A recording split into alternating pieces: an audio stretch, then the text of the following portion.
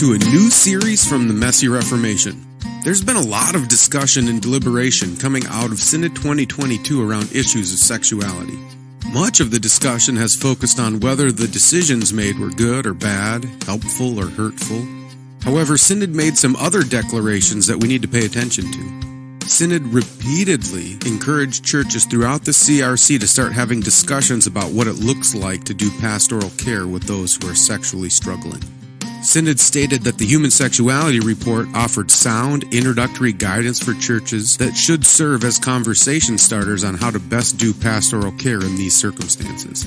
Synod also stated that continuing conversation around pastoral care might have a powerful influence on elements of congregational life, such as gospel preaching, faith formation, the diaconate, our missional calling, the sacraments, and church discipline.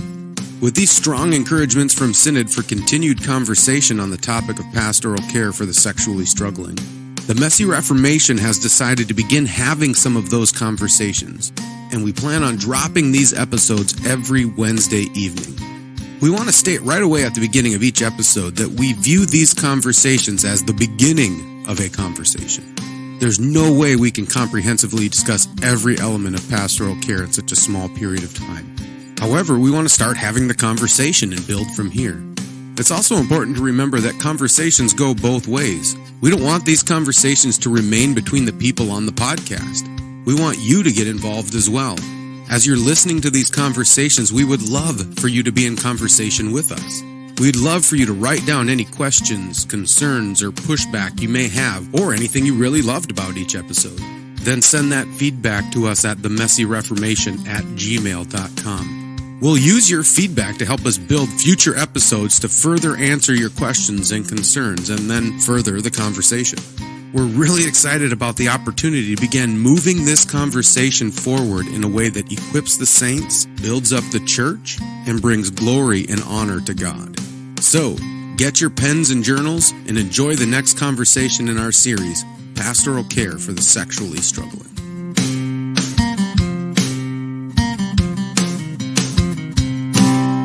Dave, why don't you tell us kind of how you got involved in this conversation, and then after you're done, I'll kind of hand it off to Kat to tell her story of it. Well, I'd actually like to start with my father. My father, when I was in the 5th grade, I was 12 or 13 years old. I think I was 12. He had to talk with me. So he sat down. All the girls were gone. My mother was gone, so it was just me and Dad at home. And of course, that was arranged. But he said, we're going to talk about sexuality. And he seemed to know enough to have a piece of paper in front of us, and he was drawing stick figures. I mean, not like anatomically correct or anything, but like person A and person B, and this is male and female. The reason I think he did that is that my eyes could be on the paper then, instead of like looking at my dad when he's talking to me about this stuff. And he spent probably an hour with me.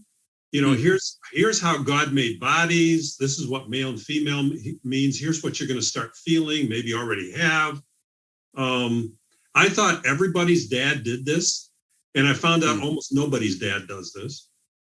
And he would have update conversations. I'm going to talk to you about venereal disease this meeting, and menstrual periods that women have, and how that might affect them wanting to swim with you in a pool or all that kind of stuff. I'm just saying, I grew up in a home where we talked about this, and your body was a temple of the Holy Spirit. So that kind of conversation in my home was really quite amazing.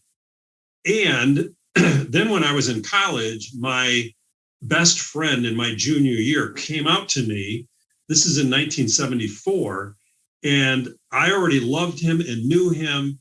And, he got real quiet one night and kind of haltingly started, and then just all it came out. And we spent like 3 hours talking. I asked him all kinds of questions. He stood up at my wedding. I really hadn't thought about same-sex. I hadn't thought about homosexuality, except the typical jokes you hear when you're in high school and so on. So I entered into the conversation through a relationship of love. And that's a gift to me from God. I didn't go looking for that. And then as soon as I became a pastor, within a year or two, I had several men come into me and say, I'm gay and I'm Christian and I don't know how to put these together. So I started reading and meeting with them and listening to them. And then I started preaching. We would preach a series of sermons on sexuality, every other year. And I would always include, this is already in the late 80s and early 90s, a sermon on homosexuality. And I don't know that anyone else was doing it. And I really credit my father and my friend from college. But I think the main thing for me was God gave me the gift of entering into this conversation, not as a theory or a paper or something I needed to get straight because I wondered what was going on. And no, it was actually through people that I loved and cared for. And he's given me 3 elders and 2 deacons who were same-sex attracted, who I worked with during my tenure as a pastor, and then 3 trans people in my congregation. That's been kind of a growing edge understanding for me over the last couple of years.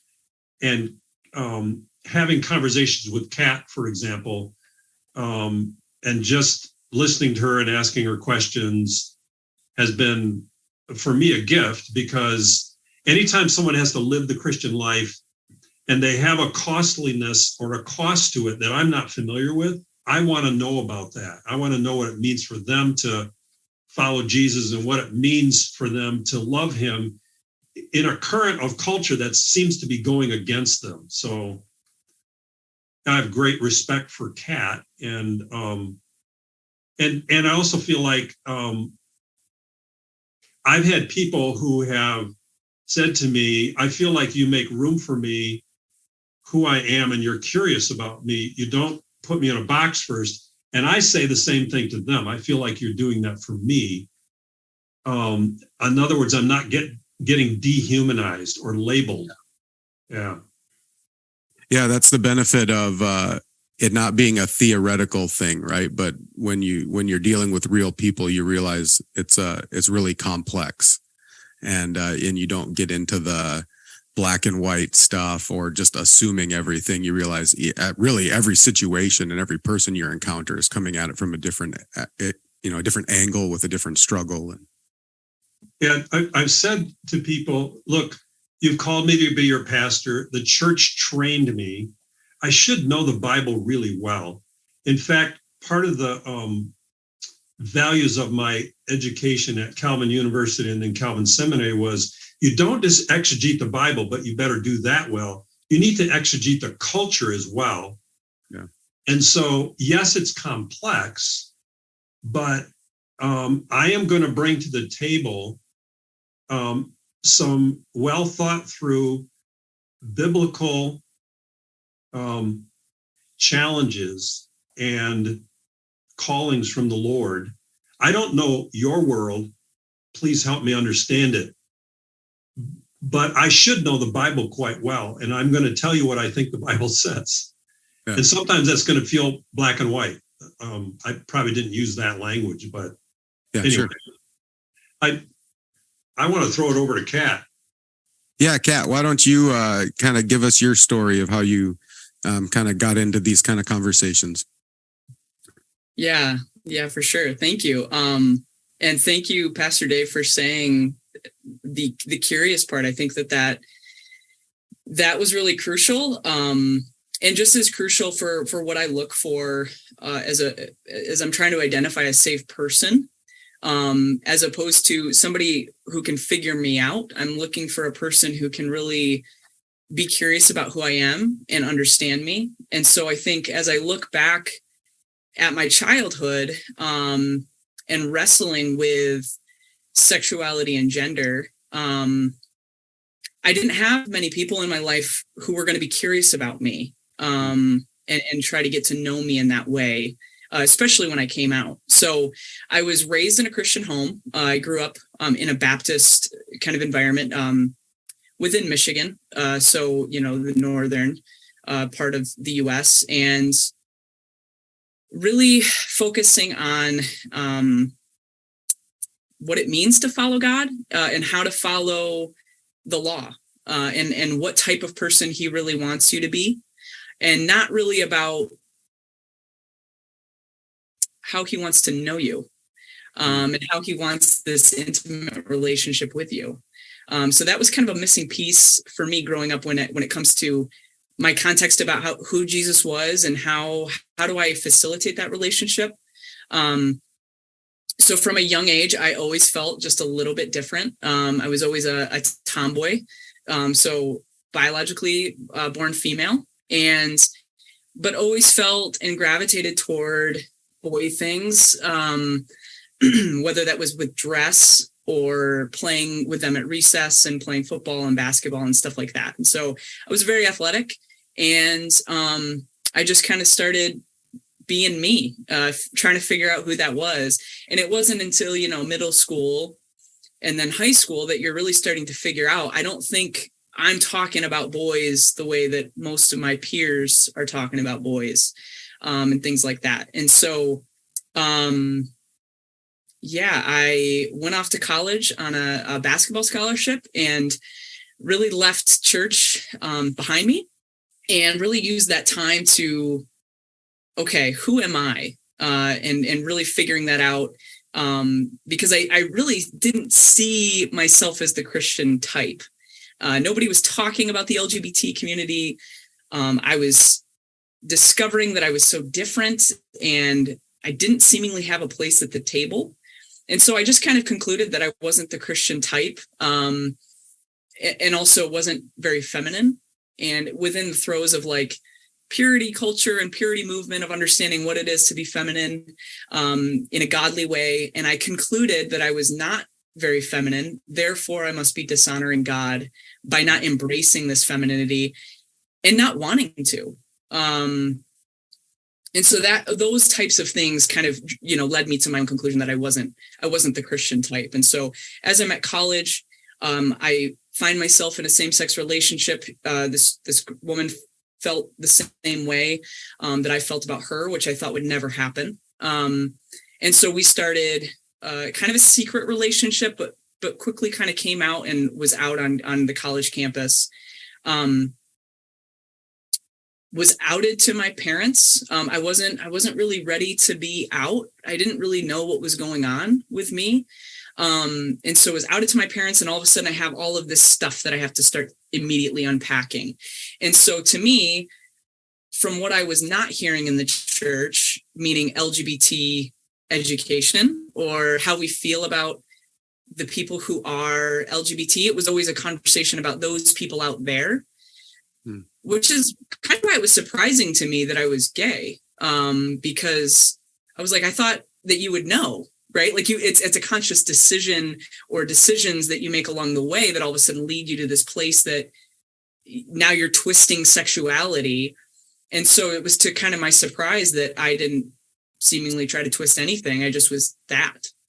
And so the silence, and then also hearing and seeing the picketing and everything like that was kind of happening at that time, like just really hard, horrible things. God made Adam and Eve, not Adam and Steve. God hates fags, things like that. I thought that my church didn't necessarily align with the picketers, but they weren't saying what parts and how much they disagreed with the picketers. And so that wasn't really clear to me. So it felt more and more like I didn't really have a place to belong. So I start dating, and really try to get the needs of my soul and my heart met through women and through relationships, and women seeing me, desiring who I am, because I had this deep need for intimacy. And I didn't understand that God actually, wanted to fill that, and that he could. So as I'm dating, I'm jumping from relationship to relationship. I find myself into like a 3.5-year relationship. I started thinking about marriage and what I wanted marriage to be, what I saw our life like. And I always saw church as a part of that. I felt that there was something true about this Jesus guy. I just couldn't really place it. And maybe he didn't work out for me, but he would work out for my wife and maybe my kids. And so I convinced her to go back to church and to try a church with me. And so we went to this mega church and it started attending. And I found myself like really locked up when I would go in. Was really just a ton of fear that I was walking in with. Like, do they think that I'm a guy? Because I was at some times, like a lot of the time passing. I know we haven't really talked about the gender piece yet, but passing as male. And so I didn't know, if people knew if we were two women together or what all of that was like, as well as just being in the church and what do they believe? I don't know. So keep going. And there was this particular song that hit me on a particular Sunday, where the singer was just talking about and calling out all this fear that I was living in. So like just calling it out, like proclaiming it over me. You are no longer a slave to fear, but you are a child of God. And describing how my desire to unravel my soul, to just how tired I was. I was so tired of trying to get the needs of my heart met, of trying to be strong, of trying to keep everything together. And that's kind of when I was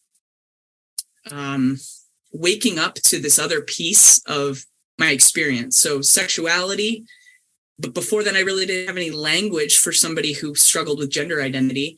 And so in that kind of moment, I'm getting hit with, you are fearful of bathrooms, like public bathrooms, that isn't just a thing that you don't like, because who likes public restrooms anyway? But you're terrified of going into the women's room because you feel like you are an imposter.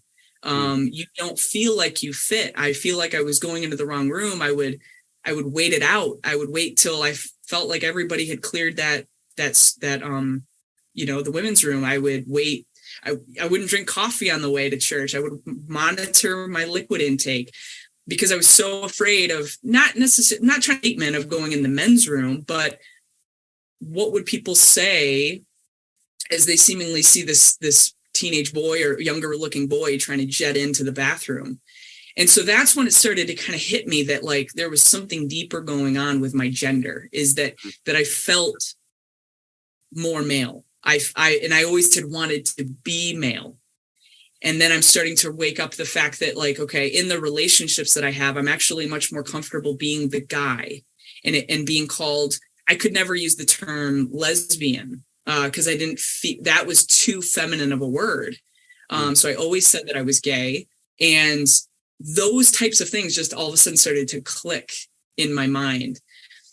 And so now as I'm kind of becoming a Christian, I'm opening up to maybe God and like I'm like, okay, I've tried for 10 years to run my own life. What do you have? Do you have something different for me? Because I'm tired and I'm hungry and I'm needy and I'm thirsty and I'm depleted, like all of these things. And so I'm like, I'm ready to actually know, who are you? Are you real? Are you even there? So I found a smaller church environment. My cousin was the drummer there, and I asked him if I could go to church with him. He said, absolutely. Like he was so excited to have me come along. And I started attending and had another kind of radical experience where I just was like, every Sunday I was just weeping and crying. I was just getting flooded with the love of God. And he felt so tender and kind and welcoming and inviting. And so I keep attending. And one particular Sunday, a woman came up to me after the service, and she looked kind of nervous and said, hey, sometimes I see that you come in late, and sometimes you don't have anybody to sit with, but you can always sit with me and my family. I have 2 little daughters over there, and you're welcome. I will save a seat for you. And so I kind of did this internal eye roll of like, okay, good Christian girl, woman, like you invited me to come sit with you, and now it's awkward, so I probably won't ever take you up on that. But I did notice that her boldness to do that, and I'm like, that must have been really hard to like generate a conversation out of thin air. And so I was like, you're at church, make an effort. So, she asked me what I did for work, and I told her, and she said, I asked her, back, what do you do? And she said, well, my husband and I have a ministry, and we're working to bridge the gap between the LGBTQ community and the church. I was floored. When I left the church in 2007, nobody was talking about LGBT anything, let alone bridging any gaps or bridging anything. So I felt so seen in that moment, and not by her. I felt seen by God, that you've got to be kidding me. You put me in this church, this one. And so I immediately forgot the name of her ministry, of who she was. And so I just kind of continued on living my life.